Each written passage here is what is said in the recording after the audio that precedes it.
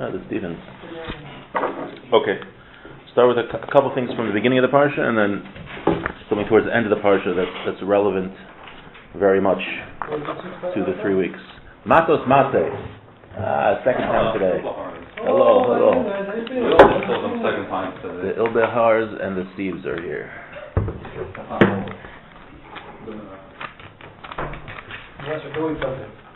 Good for you. Oh! So I don't have to hear from you, okay? I'm here. Good, that's right. I'll give it to you if you can. Okay. Starting with a few things from the beginning of the parasha. You know what? I'm actually going to start from the end of the parasha. I'm going to go back to the beginning, if we have time. So from the end, go to the beginning. Pasuk, Matos-Masei. End of Bamidbar. It says in Pasuk, Lamed Gimel Nun Hey 33:55. The Im Lo Sarishu as Yoshvei Aretz. We're talking about the Jewish people before they entered the land of Canaan, also known as Canaan, also known as Eretz Yisrael. Not Palestine. It was never called Palestine. It wasn't called Palestine until the times of the Romans, much later. Invented people. Google says something otherwise. So you can't trust Google, you can't trust social media. It's very dangerous. Social media is very dangerous. No one should be on it. Yeah. So if you don't drive out the inhabitants of the land, and if you allow them to remain there, with the sikim be'inechem, they will be like spikes in your eyes, and they'll be like thorns in your side. V'tzaru eschem ala aretz asher atem yeshim ba, and they will oppress you and cause you pain in the land that you dwell.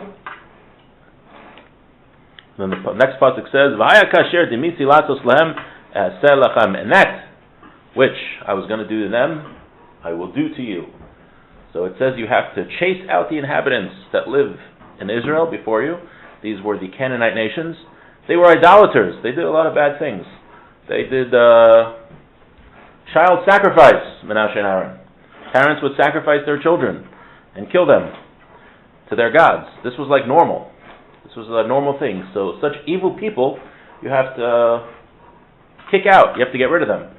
I always find it interesting. If you were to put yourself back in that society, and it would be a normal thing that a few of your kids you would just sacrifice to the god of Molech. And if you didn't do that, you would be the weirdo.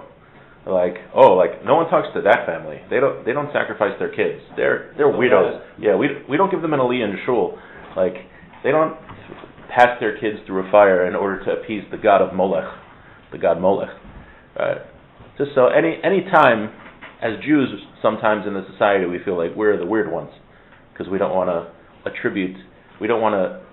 adopt certain practices or have certain beliefs. But anytime you think that, just think back. What would you have done if you lived amongst the Canaanite nations and you were the only ones not sacrificing your children? I think you'd feel very proud. You wouldn't feel pressured.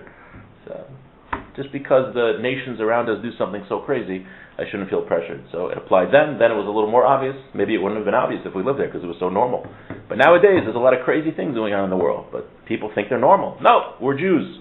We are not nispoil. We don't get nervous and pressured from what the nations around us do, from what the secular nations do. But what does this mean? I'd like to read a Ramban. The Ramban says, Adas Rabbi Seinu, our sages taught us. Yomer, it says, Ki inaku einechem lahatos eschem, v'lo tiru v'lo tavinu v'yilmedu eschem b'chol to'avosehem.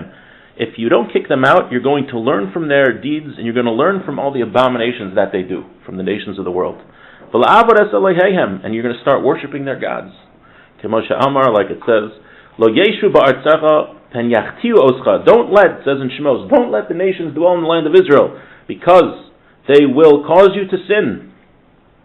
Yachtiu oscha li, hisavod es eloheihem, and they'll cause you to go away from me and to worship their gods. V'achar shiyu shachim be'einechem, and after there's spikes in your eyes, v'yitu eschem lashuv me'acharai, and they cause you by blinding you.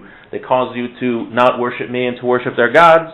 Yutzanin b'tzedechem, then they will be thorns in your sides. She'ichavu v'yitzaru eschem, they are going to be mean to you and hurt you. So first they're going to try to get you to worship their gods, and after, they're going to oppress you if you start going in their ways. They'll plunder you. And after that, you'll be in a lot of distress. They'll fight with you, they'll cause wars with you. And then I will exile you. A full exile. And that's what the pasuk after says, that which I was going to do to them, they should be exiled. The nations that lived in Israel, these idolaters, they should be exiled. But now, since they got you to worship their gods, and they started fighting with you, now I'm going to exile you, because you sinned. None of you will be left in Israel, because you didn't listen to my voice. So I'll do to you. None of you will be left. When the Jewish people don't do what we're supposed to do, we get exiled from the land of Israel. How do we merit to be in Israel? How do we merit to be in Eretz Yisrael? Very apropos to discuss this for 3 weeks when we're talking about the destruction of the temple, by following what Hashem wants. But it's imperative, Hashem says, before we're about to go into the land of land of Israel, get rid of the idolatrous nations. You have to give them a chance to leave, and if not, you have to kill them. Because what's going to happen, it happens automatically. You're going to be enticed to go after their ways, and then once you do that, you're going to lose the protection of Hashem. They're going to start fighting with you, and after that, you're going to be exiled. And that's very bad. Another thing's happening here. He says, Ramban's saying that you're going to start worshiping their gods, and they're going to blind your eyes. You're not even going to realize what you're doing. This is something that happens with sin in general. It's an important thing to remember. There's a very famous Gemara. It says like this. In Kedushin, you're learning Kedushin next year? Kedushin Daf Mem. Remember this when you get to it. The Amar of Huna. Once a person does a sin over and over again, Hutrlo, it becomes permissible. Gemara asks, Hutrlo sakadaitach. You mean it's permissible? You did do a sin a few times, you could do it forever? No. Gemara says, Ela natas lokaheter. It becomes like it's permitted. Once a person does a sin a few times, it becomes, he doesn't think about it. The first time he does something wrong, spoke to Lashon Hara about the thing, he feels guilty, he shouldn't have done it. Then he does it again and feels a little less guilty. Then he does it again, a little less guilty, till he keeps doing it again and again and again. He doesn't even know that he's doing a sin anymore, and he just doesn't even think about it. And then it becomes extremely hard to stop because he doesn't think he's doing anything wrong. And it becomes extremely difficult to do tshuva because he doesn't think he's doing anything wrong. That's what's going to happen when the Jewish people go to Israel and they don't kick out the nations of the world. They're just going to start doing sins, and they're not even going to worry that it's a sin anymore. So that's something always to be aware of. But the other thing that the Ramban says, that we are influenced by our environment. Don't even think for a second, Hashem says to the Jewish people, that you can live in the land of Israel with these evil, wicked people. He says, you're going to be influenced by them. It's a psik ratio. Steve and I were talking about this earlier. Something in halacha, there's a halacha concept called a psik ratio. That means when I do something, another action is for sure going to happen. The example is, the Gemara is, you want to chop off a chicken's head so your kid could play with it on Shabbos. Well, if you chop off the chicken's head, it's for sure going to die. That's a psik ratio. It's for sure going to happen. You don't care about the chicken dying. It could live. You could care less. But you want the head. Cut off the head, the chicken is going to die. The more common example nowadays is that you open a fridge and the light goes on. Right? You're not opening the fridge so that the light goes on. You just want to open up the door, but the light happens to go on. That's called a psik ratio. So here too, it happens automatically. It's a psik ratio that whoever you live near, you will be influenced by. Very important rule that we often don't think about. And you know who elucidates this very nicely? The Rambam. None other than the Rambam, Hilchos Deos, Vav Aleph. I think it's worth it to read inside. To me, it's always more powerful when you read it in the original and you read what they actually said and just summarizing it. So let's do that, Menashe. I'm going to read the Rambam. Derech briyaso shel adam lios nimshach b'teyosav u'b'ma'asav achareyav v'chaverov v'noi keminag anshe midinaso. He said it's the way of people, the way of creation, the way of people that they follow after in their ideas and their actions after their friends, and they follow the customs in the land in which they live. Lefikach, therefore, tzarech adam lehischaber latzadikim. A person has to be close to righteous people. You have to hang around holy people. V'leishev etzel chachamim, sit by the sages, tamid, all the time. K'dei shehilmad b'ma'aseim, in the order that you shall learn from their deeds. V'yisrachek min harishaim, you should distance yourself from evildoers. Ha'holchem b'choshech, that go in the darkness, kedei shelo yilmu b'ma'aseim, so that you should not learn from their ways. Hu sheshleima amar holech es hacham yachkam v'roek silm yarua. Those who follow the wise become wise, and those who hang around fools, bad things happen to them. They become va'omer, and it says Ashrei ha'isha shelo halach ba'atzos u'shayim. Praiseworthy is a person that doesn't go in the way of the wicked. V'chein im haya b'medina. So this is, first of all, this is very important. A person chooses where to live. Baruch Hashem, everyone here chose to live in Albert Marlborough, where there's very holy people. You have a lot of kolos here, a lot of shuls. It's very, I'm being serious, not being sarcastic. It's very, there's a lot of very holy people here, and you can learn from them. So it's a very good place to live, right? So that's people often don't think about when they're choosing where to live. They think, okay, where's the shortest commute to Manhattan? Where is where can I live so that in the summer I can avoid the traffic on the Parkway to get to the beach? These things are what people think about. People don't always think about where is there a place that they could live near righteous people and learn from them. I have a friend who bought a house in a specific neighborhood in Lakewood just so he could be next to a certain rabbi to learn from his deeds. He loved this rabbi so much that another shul asked if they could use his basement. He had a nice house. If they could use his basement as a shul. So my friend had a shul in his basement, but he still went to the other shul because he wanted to live to the rabbi. So he had a shul in his basement, but he went to the other shul. Anyway, so we have to live near tzaddikim and holy people. V'chein, and furthermore, im haya b'medina shemin hagosei aram. Let's say you live in a place where they do bad things, their customs are bad. V'ein anashim holchem b'derech yashar. People don't go in the right path. What should you do? What do you do? Let's say you live in such a place, there's bad people. Yelech l'makom she'anshei tzaddikim. You should go move to a place where the people are righteous. V'nogim b'derech tovim, and they go in the right way. The im haya kol madino shehu yoidam v'shameh shmosim nogim b'derech loy tovim k'mos manenu. Now the Rambam's talking in the 1100s here. He says, let's say that every country you know about, the people don't do the right thing, like in our times. What do you do then? Right? So the Rambam's talking about that in 1100. I don't think it's improved so much since then. Or maybe you know of a place, but you don't have the financial means to go to a place where there's good people. Maybe you're sick, or there's just reasons you can't go. Yoshev levado yechidi. What should you do? You should live by yourself. That's what he says. That's how bad it is to be around bad people. He says better to live by yourself than live near evil people.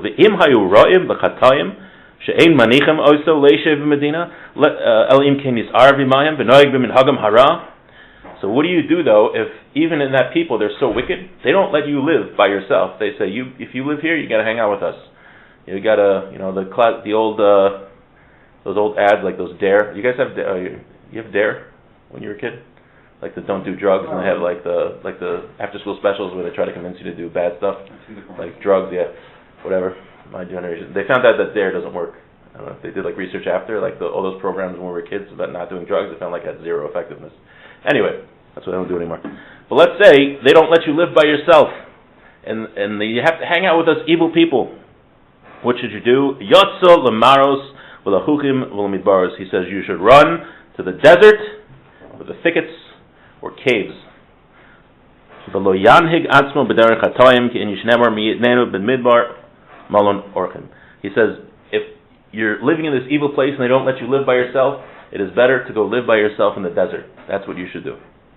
Now, that's very serious. We don't realize how dangerous it is to live with wicked people, with people who are doing bad things. Because everything that we see and hear influences us. It impacts us. It happens. It's a psik ratio. There's nothing we can do about it. Right? We would be very different, all of us, if we grew up in Meir Jarm and weren't exposed to all the things that we were exposed to. We would be totally different people. So what do we do? So Ram says, run to the desert. So are we going to do that? Or are we going to all go to Death Valley or something and just live by ourselves in Nevada in the California desert? Or actually, you know who did that? You know the Tzaddik of Freehold over here? Mm-hmm. They say that he lived in caves near Lakewood. That's what he did. In the bushes by himself. So what are we going to do? So the Chazon Ish says nowadays the deserts are the Beis Medrash, the study hall, to study Torah. Going to shul, going to a Beis HaMedrash, going to a kollel and studying Torah, that is the desert. The Torah protects. The Torah protects from the influences of the society. But I think just being aware of this, just being aware that we, no matter how much we try to cut ourselves off, even in the fundamentalist place of Lakewood, even there where they try to cut off, all the outside culture and everything that seeps, stuff still seeps in, stuff gets in no matter what. So the only solution is to run to the Beis Medrash and to study Torah. So also it's good to understand that we're unique, we're different, and to understand how our values are distinct and very different from the values of the secular world, because really everything, I don't get into particulars, but everything in the secular world, I think, the negative traits that seep in are based on selfishness. Just people want what's best for them, and they want to be powerful and be in control and have as much enjoyment as possible, and that's the goal in life. The Jewish people, we don't believe in that. We believe the purpose of life is to serve Hashem and to be selfless. You know who also was very selfish? Who wanted his own power and own prestige? A fellow by the name of Esav, Yaakov's brother. Esav had a descendant. His name was Edom. Edom had a descendant, Rashi says, in Parshas Vayishlach. You know who his descendant was? The Roman Empire. The Roman Empire directly comes from Esav. The Romans were the ones who destroyed the temple in Yerushalayim. So during this time of year, the 3 weeks, it's a time when these two ideologies are the two ideologies are always contradicting each other. But this time of year, during the 3 weeks, when Rome was successful in destroying the temple, represents a time in the year when their ideology is very powerful, when their views of selfishness are very strong. I think it's remarkable, something my Reshiva pointed out. The 3 weeks in Tisha B'Av always fall out in July and August. July is named after Julius Caesar, the first Roman emperor. August is named after Caesar Augustus, the second Roman emperor, Julius Caesar's nephew.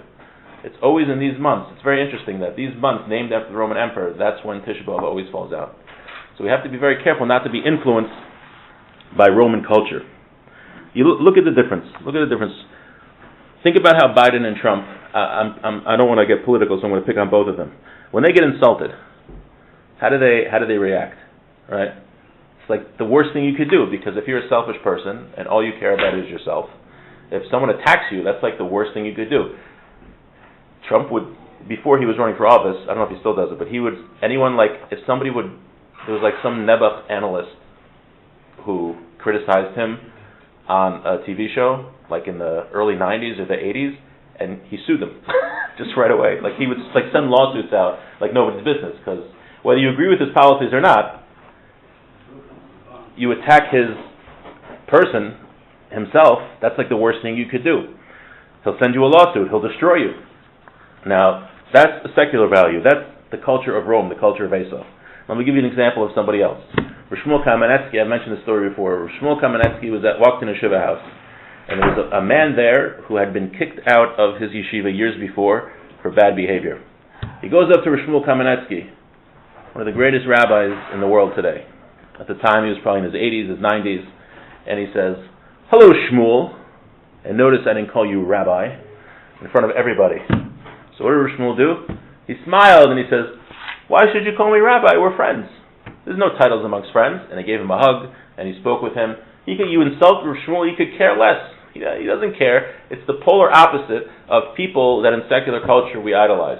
Right? We idolize the powerful person. In secular culture, idolizes the powerful person who has a lot of money, who destroys other people, who's victorious. That's Rome. That's the culture of Rome. Who did the Jewish people look up to? A person who's been working on his midos and studying Torah for 90 years, when someone insults him in a room full of people, and it doesn't bother him, and he just smiles and gives the man a hug. That's who we idolize.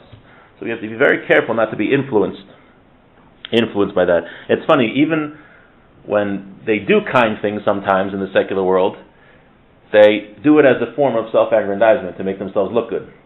There's a certain religious leader, he cleans the feet of prisoners. But he does it on TV. He wants to show he's humble. So he washes the feet of prisoners. But they film him. And it's like millions of people seeing it on TV. Right? So look how humble I am. He's a prisoner and I'm cleaning his feet. Wow, you got CNN, ABC, Fox. It happens every year.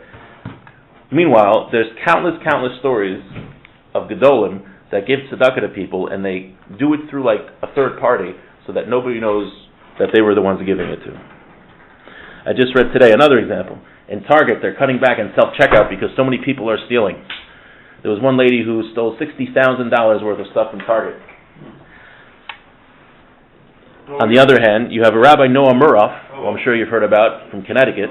He bought a desk on Craigslist, and as he's He bought a what? a desk on Craigslist. Roommate? Oh, that was his roommate. Yeah. He felt he heard something on the desk, and he opens up the desk and he finds $98,000 in there. Yeah. So within 10 minutes, he called the person he bought the desk from and returned it. He was on like the Steve Harvey show and everything. Like, people can't believe that that's what a Jew does. There's no havamina. There wasn't even for a second he even thought of keeping the money. Whereas, on the other hand, all the stores that had to close in California, in Kamala's district, because people can't keep their hands to themselves and just steal everything. No political stuff. No political. I'm trying very hard not to be political, but it's very difficult. I know somebody. My parents knew this person actually. He ran a fish store. He wasn't of the Jewish faith. He couldn't even trust his own mother to work the register because she would steal from him. That was like the part of the culture. And also, when he was giving fish to people, he would add a lot of ice and a lot of paper, so it would weigh more. Someone who values money and power, that's what they do, because the goal is to be as rich as possible. To a Jew, that's the most disgusting thing you do. It's a disgusting way to live. So what do? We're saying that it is very difficult not to be influenced by the world around us. But what we can do is remember that we're Jews. Remember, we're very noble people. When we sit and think about our values compared to the values of the secular world and who we look up to, I mean, people looking up to Biden and Trump, or even like sports stars like LeBron. You know, LeBron gets it. People look up to LeBron like he's some tzaddik, Yisrael Elam. But meanwhile, he won't even speak out against China and their deals with the NBA, because even though China's like committing all these human rights abuses, right? And people complain about everything. Do you know I was reading that when they make, I think I mentioned this once also, the factories that make the smartphones. There's another reason why you should throw out your smartphone. But a certain factory where they make the parts for the smartphone, they had to install nets around the building. Why? Because the hours were so hard on people and they couldn't find other jobs that too many people were jumping off the building committing suicide, so they had to put nets around the building in these factories in China. There are 6 things going around in the world, but people don't speak out about it because it'll affect how much money they earn. LeBron doesn't want to lose any money he's getting from the NBA, but now he's carrying the flag for the Olympic team. That's who he looks up to. Who do we look up to again? We look up to the Shmuel Kamenetsky, who doesn't open his mouth when someone insults him publicly. My Rosh Yeshiva knew a descendant, someone whose family has been in America for a long, long time. His great-great-great-great-great-great-granddaddy was General Grant's barber. And he's been religious since the time of the Civil War, this family. And he said, how is it that your family stayed religious? It's very rare to have a family keeping the Torah mitzvahs since the 1860s in the United States. He said, because my father told me and his father told him, he says, you're a Jew, you're different. We have to recognize that we're different, we have a different set of values, and when we do that,